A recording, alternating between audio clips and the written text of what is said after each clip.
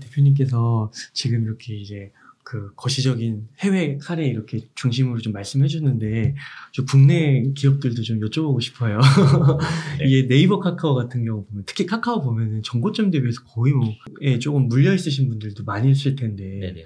어떻게 봐야 될까요? 이 부분은 제가 좀 치우쳐 있을 거라고 먼저 말씀드릴게요. 네. 저는 네이버, 카카오를 미국의 빅텍처럼 잠재력이 있다고 보는 쪽입니다. 아. 그런데 아까 제가 뭐 스냅이나 뭐 이런 그 얘기를 할 때 이 기술은 이제 그냥 저평가되어 있다라고 볼 수 없는 그 한계 이른 기술이 있다고 말씀드렸지 않습니까? 예를 들면 그 타겟 네, 광고 관련해서는 이건 더 좋아질 수가 없어요. 왜냐하면은 애플의 그 정책은 모든 사람의 지지를 받는 정책이고 이게 후퇴할 수는 없거든요. 그러면 지금 기술 갖고는 서드 파티 회사들은 돈을 벌 수 없어요. 지금은 다 막혀 있기 때문에. 그러려면 어떤 기술이 나와야 되냐면, 기술이 나와야 되는 게 아니라 어떤 쪽은 돈을 벌 수 있냐면, 서드 파티가 아니라 처음에 그 원천적인 그 앱 접속한 처음에 원천적 오리지널 앱에 관련된 정보를 모은 데들은 얘를 다 쓸 수 있게 되죠. 근데 요런 것들을 갖고 있는 구조를 이제 밸류체인을 갖고 있는 기업들만 한정해서 저희가 이 사태에서도 그 가치가 깎이지 않을 거라고 볼 수 있는데, 그렇게 따져보면 지금 한계에 이르는 여러 가지 사업들이 있음에도 불구하고 아까 제가 말씀드릴 때 아마존이나 그 알파벳 같은 것들이 신규 사업을 몇 년째 준비해 왔다. 그리고 그 신규 사업은 새로운 기술 기반들이에요. 다만 이제 아까 제가 애플 같은 경우는 XR이라 그래서 AR 기술을 말씀드렸잖아요. 애플이 개발한 건 아닙니다. 하지만 다른 데서 사실은 이 AR, 이 XR 관련해서는 오큘러스라는 회사, 그 지금으로 말하면 메타가 가장 앞서 있어요. 돈도 제일 많이 투자했습니다. 하지만 그 기업의 한계는 아까 비즈니스 수익 구조를 만들어 놓은 부분에서 조금 더 미흡한 거죠. 다만 제가 보기엔 XR 쪽은 메타가 제일 앞서 있는 거 맞습니다. 오큘러스를 갖고 있고, 오큘러스는 작년도 매출과 올해 매출에서 특이한 그런 어떤 변화를 확인할 수 있습니다. 기술적인 진보와 돈을 만들 수 있는 수익성 기반들이 움직이고는 있어요. 근데 이런 부분들을 애플은 아까 AR로 말씀드렸는데, 그런 식으로 메타버스 시대에 있어서 제일 먼저 올 XR 시대를 이 빅텍들은 준비해 왔는데, 그런 것처럼 네이버와 카카오는 그런 부분들을 충분히 갖고 있다. 신사업에 이미 진출해서 어느 정도 그걸 갖고 돈을 버는 사업으로 준비되어 있는 상태들이 워낙 높기 때문에 얘네들을 최저 밸류로 다 계산했는데도 불구하고 지금 가격에서 큰 차이가 없어요. 지금 현재의 상황을 최저 밸류로 다 계산을 했을 때도. 그래서 제 생각에는 얼마 걸려서 올라갈지 정도는 전 모르겠지만 이 두 개를 사는 데 있어서는 크게 고민은 없다. 지금 가격이.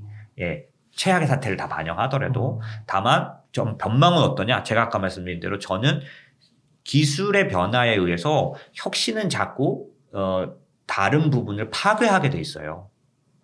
애플의 그 정책이 타겟 광고를 없애고 있지 않습니까? 그런 식으로 기술을 파괴할 수밖에 없거든요. 그게 파괴적 혁신이기 때문에. 그렇기 때문에 영원한 기술도 없어요. 그렇기 때문에 빅텍처럼 엄청난 현금을 가지고 계속 2년 뒤, 3년 뒤의 산업을 기술을 준비해야 합니다. 근데 기술에 진출하는 가장 좋은 방법은 초기부터 투자하는 게 아니라 그 기술에서 의미 있는 위치를 가진 기업을 사버리는 거예요. 그러려면 현금이 있어야 되지 않습니까? 네. 그런 능력으로 봤을 때 앞으로 미래에도 생존하고 계속 돈을 벌 수 있는 능력은 네이버와 카카오가 충분히 갖고 있다. 그 신사업에 진출된 부분도 제가 보기에는 굉장히 아까 아마존이 필팩이란 헬스케어 회사를 4년 전에 샀는데, 사실 카카오나 네이버 둘 다 4개, 5개씩 헬스케어 회사를 샀습니다. 그래요? 그래서 준비하고 있는 거죠. 왜냐하면 한국도 이제 원격 의료가 점점 더 퍼질 겁니다. 예, 그렇게 될 건데, 어쨌든 그런 것들에 있어서 준비가 돼 있고, 그거를 우리 일반 투자자들이 다 밸류로 따질 수는 없지 않습니까? 그거를 다 그게 얼마를 벌 거다 하는 것 자체도 맞지도 않겠지만, 하지만 세상은 기술에 의해서 계속해서 단가가 하락되고 사람들의 문화가 바뀌고 소비 패턴이 바뀌는 걸 주도한다라고 보기 때문에, 그거를 앞서 있고 그럴 수 있는 충분한 FCF죠. 프리캐시 플로우라는 게 있는 이런 기업들이 충분히 미래에도 돈을 벌 거라고 보는 면에 있어서는 저는 믿음이 있는 거죠. 그래서 지금 정도의 가격이라면 가격도 아까 제가 따졌다고 말씀드렸는데 그런저런 것들로 봤을 때 저는 지금 들어가는 걸 별로 그렇게 어렵게 생각은 안 하는 편입니다. 아, 네. 혹시 삼성전자도 여쭤봐도 돼요? 아, 네. 그냥 네. 삼성전자는 네. 동네 북입니다, 사실. 네. 그래서 지금 한국이 못 오르는 여러 가지 이유와 삼성전자가 못 오르는 이유가 같아요, 거의. 물론 말씀하신 대로 작년 7월부터 미리 빠졌잖아요. 작년 7월부터 빠졌던 이유가 뭐냐? 뭐 그 IPO 그런 것 때문에 대형주 수급이 안 좋아서 그 다음에 외국인이 팔 수 있는 여러 가지 요인들이 있었고 이런 것들이 있었던데 그게 삼성전자가 좋은데도 불구하고 가격이 낮은 이유와 같아요. 그렇기 때문에 저희가 볼 때는 삼성전자는 좋은데도 낮은 게 분명합니다. 그래서 특별히 제가 지금까지 투자를 하면서 이렇게 무식한 말씀을 드려도 될런지 모르겠는데 오랫동안 경험했던 것 중에 오랫동안 충분히 빠진 것만큼 강력한 상승 이유는 그게 왜 그러냐면 물론 가치가 있어야겠죠. 예, 가치가 있어야 하는데 그게 왜 검증이 되냐면 하여튼 마지막까지 버려야 올라가요. 많은 사람이 포기를 해야 올라갑니다. 근데 사실 뭐 조금 안타깝지만은 많은 사람들이 확신을 갖고 있다. 그 확신을 이제 더 이상 지겹다. 많으시잖아요. 근데 그런 부분들이 있으신데 제가 생각하기에는 사실 한국이 움직일 수 있는 부분과 삼성전자가 움직일 수 있는 부분이 둘 다 공통적이라고 보는데 저는 요즘 환율을 제일 많이 보고 있어요. 그래서 환율이 움직이는 부분이 가장 아마 그런데 긍정적입니다. 네. 이게 이제 시기적으로는 빠를 수는 없어요. 지금 이제 그 대신 끝은 보이죠. 왜냐하면 달러 인덱스가 105까지 빠르게 갔다가 지금 100일까지 순식간에 떨어졌어요. 달러가 추세적인 하락을 그러니까 약화되는 거는 사실 좀 기간이 남아 보입니다. 왜냐하면 아직도 여전히 미국의 경제가 더 좋고 다만 이제 침체가 온다 그러고 뭐 여러 가지 그렇게 되고 있기 때문에 뭐 그런 것 때문에 강세를 유지하고 있는데 여기 쉽게 약세가 되지는 않을 것 같아요. 하지만 어느 순간에 약세가 그 추세적 계속 약세 쪽으로 가는 건 있어 보이니까 그렇게 생각하면 외국인들은 저는 항상 제가 봤던 삼성전자를 살 때 삼성전자가 좋아서 살 때도 있지만 한국을 사고 싶을 때도 삼성전자를 삽니다. 다음에 원화를 사고 싶을 때도 삼성전자를 사요. 원화는 이제 너무 사이즈가 작아서요. 이 원화를 사버리면은 자기네들이 올려서 자기네들이 빠져나오지 못해요. 그래서 원화를 직접 못 삽니다. 외국인들은. 그러니까 환율 투자를 하고 싶을 때 삼성전자 살 수밖에 없어요. 반대죠. 환율을 팔고 싶을 때 삼성전자 팔 수밖에 없거든요. 근데 지금 이제 여러 가지 면에서 보실 때 환율이 1,300원을 찍고 뭐 지금 1,290원대, 지금 1,270원대까지 딱 내려와서 이러고 있는데 제가 생각할 때는 이렇게 환율이 점점점 그러니까 원화로 말하면 강세로 가는 국면에서 외국인들이 매수를 이제 들어가요. 그러니까 최악의 약세에서 들어가서 쭉 강세 국면에서 수익을 내거든요. 대부분 제가 볼 때 외국인들은 원화를 산 경우가 더 많았습니다. 주식보다도. 네, 그렇기 때문에 제가 보기에는 이제 환율을 보고 있어서 그런 면들은 좀 앞으로는 방향성으로는 좋아 보이는데 단지 짧은 아주 가까운 기간에 나오기는 쉽지 않은 여러 가지 환경이 좀 있어 보이고 삼성전자는 그런 면에서는 충분히 시달려서 가격으로는 증명을 했던 이렇게 예를 들어서 차티스트인 분들은 뭐 더블 바닥 얘기하고 막 그럴 수 있거든요. 그럴 정도로 충분히 그 눈비를 맞았죠. 근데 그걸 선택하기가 제 마음은 제일 가볍더라고요. 그래서 뭐 요 삼성전자를 최근에 이제 그 선택할 때 마음이 좀 가벼웠다는 거. 저는 뭐 특별히 막 삼성전자를 막 자세히 말하시는 애널리스트처럼은 말씀 못 드리지만 저로서는 삼성전자 사는데 마음이 가벼웠던 게 제일 제가 드릴 수 있는 말씀이에요. 이렇게 솔직하게 말씀해 주셔서 너무 다 얘기해 주신 것 같은데요. 글쎄, 근데 이제 오해를 살까봐 이제 쉽게는 말씀 못 드리는데 우리는 지금 현재 삼성전자는 뭐 워낙 많이 이슈가 됐고 워낙 많은 분들이 의견을 말했고 저 같은 사람이 삼성전자 말한다고 해서 그런 권위가 있을 입장도 저는 아니고 그렇기 때문에 조금 더 가볍게 말씀을 드리면 제가 보기에는 여기서 사가지고 뭐 삼성전자 걱정은 물론 시간은 담보 못합니다.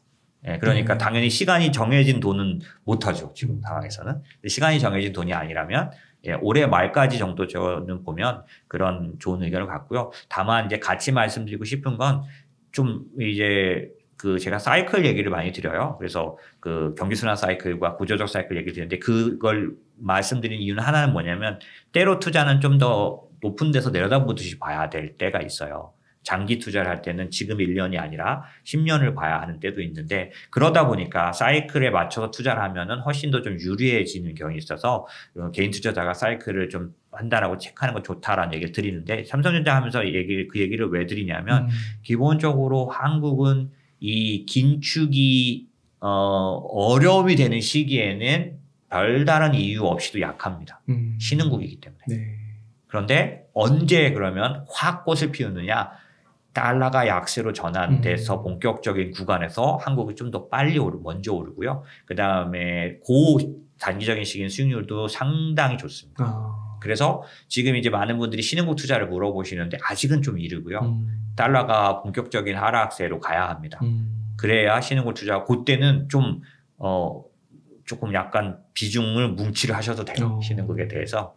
왜냐면은 이 위기, 이런 이 사이클의 흐름 자체가 이제 양적 완화하고 돈 풀고 금리 내리고 했다가 다시 금리 올리면서 하는 때인데 금리를 올린다는 것 자체가 경기가 좋아져야 하는 거니까 항상 미국이 먼저 미국만 이제 올릴 수 있었어요. 지난번 금융위기 때도 미국만 유일하게 올렸거든요.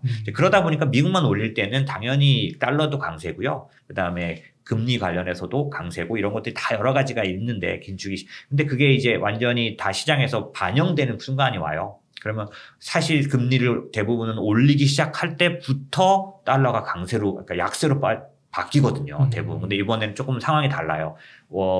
그 전쟁과 그 다음에 이 공급망 관련된 이슈 때문에 그런 거라서 제 생각에는 하반기 들어가서 연준이 더 이상 지금처럼 빠르게 긴축을 하지 않아도 되는 이유가 시장에 어느 정도 공개되는 컨센서스가 되면 달러는 바로 약세일 것 같아요. 그때쯤에는 신흥국을 이제 보셔도 됩니다. 그러면 저희가 봐서는 한국이 그때 제일 먼저 움직이는 군 중에 하나거든요. 그렇다면 충분히 삼성전자도 반응이 올 거고 외국인이 살 때도 마찬가지 그렇게 생각을 하고 있습니다. 그래서 사실 달러 약세가 지금은 현재로서는 키가 하반기 가장 그 매크로 중에는 환율이 좀 중요하다. 특히 달러가 약세로 만약에 추세적인 전환이 일어난다면 이때는 좀 신흥국 비중을 이제 새로 만들고 늘리고 해도 할 만큼 충분한 그 대가를 줍니다. 매번 그래왔죠. 그 신흥국에 중국이나 베트남, 인도도 포함이 될까요? 사실은 중국은 독자적인 그룹이기 때문에 그 신흥국에서 중국을 널리는 안 맞고요. 지금 중국은 따로 지금은 이제 오히려 하반기 초반에 글로벌 안 좋아도 중국은 좋을 수 있는 이유가 지금 이제 부양이 아주 집중되고 있지 않습니까? 네. 지금은 계속 구두로 했지만 이제 실제로 실행에 들어가니까 여러 가지 지표는 좀 반응을 보이고 있어요. 그래서 뭐 M2 증가율 이런 것들, 뭐 그다음에 금리도 실제로 막 인하를 했고요. 그다음에 인프라가 실제로 진행돼서 중국은 인프라로 부양을 해요. 주로 인프라 사업을 통해서 그것들이 이제 다 구체화되고 있거든요. 그래서 하반기 지금 이제 앞으로 한두 달 사이에는 어느 정도 반응이 올 거라고 보는데 얘는 아까 제가 신흥국 투자하는 흐름과 같이 안 보셔도 됩니다. 따로 움직이는 거고요. 요거 말고 이제 중국이 물론 이때 초를 쳐가지고 신흥국이 좋아질 때 중국이 막 안 좋고 위기설 나오면 신흥국 못 올라갑니다. 왜냐하면 전 세계 GDP의 16%도 될 뿐만 아니라 신흥국의 대표격이기 때문에 신흥국의 얼기설기 영향이 너무나 많아요. 구조적으로. 그래서 중국이 안 좋으면 신흥국 좋을 수는 없습니다. 근데 이제 중국이 지금 나빴던 때에서 그러니까 올해 적어도 시진핑 그 결정될 때까지는 부양을 해야 되는 상황이니 초는 안 칠 거로 보여져서 그런 면에서는 중국은 그냥 중립 변수로 볼 수 있고 중국 투자를 하시는 분들은 지금 투자할 상황이 됐을 건데 그렇게 보고 나머지는 이제 신흥국 그 관련해서 말씀하신 베트남이나 뭐 이런 데 다 들어가는 것 같고요. 다만 과거에는 광범위하게 올랐어요. 근데 지금은 어떤 게 있냐면 이미 앞서 오른 신흥국이 있습니다. 어떤 거냐면 자원부국들. 브라질, 아르헨티나, 뭐 호주 뭐 이런 식으로 해가지고 신흥국이지만 주가가 좋아요. 현재. 그래서 그런 데들은 요번 달러 약세 이 부분에서는 꺼지진 않겠지만 걔네를 살 이유는 없죠. 이미 오른 부분이 있으니까요. 그래서 상당히 지금 떨어져 있는 데들에 투자를 하는 부분들이 있는데 신흥국은 다 전체적으로 지금 한국처럼 그렇게 나머지 신흥국들은 좀 안 좋은 상태예요. 근데도 불구하고 좋은 건 뭐냐면 인도 같은 경우는 이 상황에서도 FDI라 그래서 외국인 직접 투자가 뭐 엄청나게 늘고 있거든요. 그래서 그런 식으로 이제 조짐은 보이고 있으니까 그 대신 제가 이 얘기 왜 꺼냈냐면은 자꾸 이제 신흥국 하지만 절대 변수 아주 중요한 그걸 보고 들어가시는 게 훨씬 나아요. 예. 미리 사시는 것보다는. 왜냐면 지금은 다른 그것들도 많이 빠져 있지 않습니까? 근데 이제 수익률의 파괴력이 이 금리가 이제 올라가는 시점에서 그게 이제 미국의 이런 긴축이나 이런 것들이 충분히 이제 시장에 반영된 다음에 신흥국이 달러가 약세가 되면서 신흥국이 좋을 때 이때 수익률들은 꽤 큰 편이라서 한번 노려볼 만 하시죠. 대표님 그러면은 이렇게 긴 시간 동안 우선 인터뷰 이렇게 해주셔서 너무 감사드리고 지금 마지막으로 한번 시청자님들께 네. 한 말씀 해주시면 너무 감사하겠습니다. 너무 힘드실 거예요. 그리고 사실 이제 어떤 말씀을 들었는데 제가 마음이 너무 아프던데 이런 말이었습니다. 지금도 이렇게 많이 하락했는데 또 침체가 확실하다는데 침체가 오면 도대체 얼마까지 빠지는 거냐. 뭐 좋아지는 거는 둘째치고 지금보다 훨씬 더 나빠지는 거 아니냐. 그래서 사실 너무 우울하다. 너무 불안하고 막 이렇게 말씀하시는데 막 와닿더라고요. 지금도 이렇게 이미 빠져 있는데 또 침체라는 것들을 또 반영해야 될 거 아닙니까? 그래서 아마 그러실 거라고 생각되는데 제가 드리고 싶은 말씀은 시장은 좀 먼저 반영합니다. 그래서 이번에 이렇게 반영한 데다가 또 이제 침체를 반영하고 그러진 않고요. 예를 들면 S&P 500 같은 경우에 지금부터 침체가 온다면 10% 아래로 봐요. 월가가 보는 거니까. 지금 월가는 어떤 식이냐면은 이제 계속 이제 그 상황들을 반영하면서 S&P 목표 지수를 낮추고 있는데 침체가 실제로 확실시 되더라도 지금부터 10%를 볼 정도로 지금 시장은 충분히 빠져 있습니다. 예, 그렇기 때문에 여기서부터 또 새로 침체를 반영한다고 생각해서 너무 그렇게 생각하지 마시고요. 또 침체에 대한 것에 대해서도 사실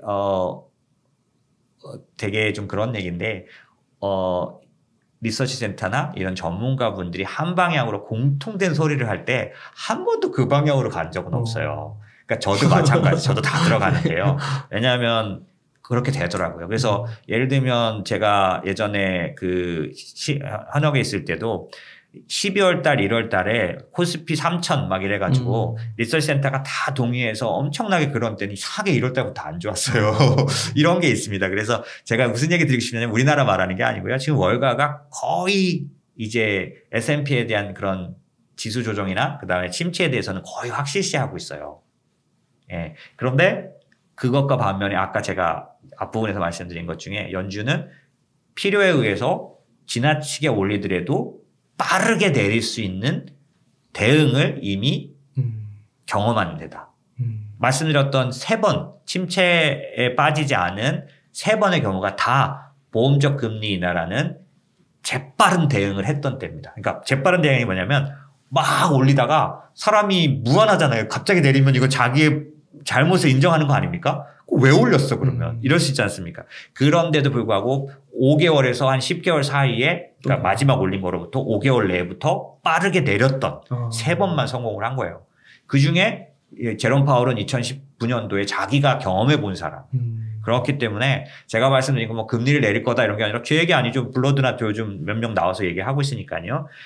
무슨 얘기냐면 너무 최악의 시나리오만 생각하지 마시고요. 그렇게 올리더라도 바로 내려서 경기를 방어하는 거를 연준은 알고 있다. 그게 가장 큰 중요한 그들의 과제 목적이다라는 거고 지금 다만 그런 걸 왜 풀 수 없느냐. 그렇게 풀면 그거 막 긍정적으로 말하면 인플레이션이 조절이 안 되지 않습니까?